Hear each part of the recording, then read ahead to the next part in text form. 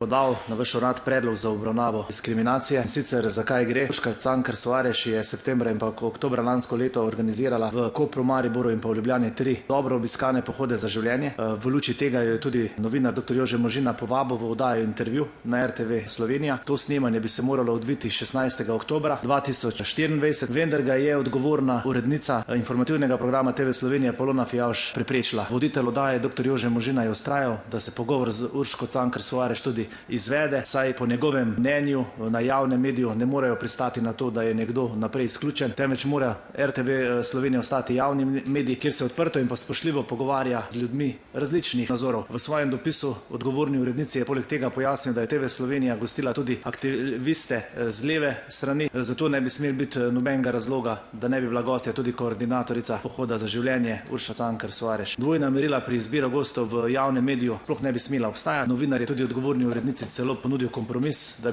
da se ta pogovor izpelje in se na to presodi, če bi v intervjuju bilo kaj spornega, vendar je tudi urednica to zavrnila.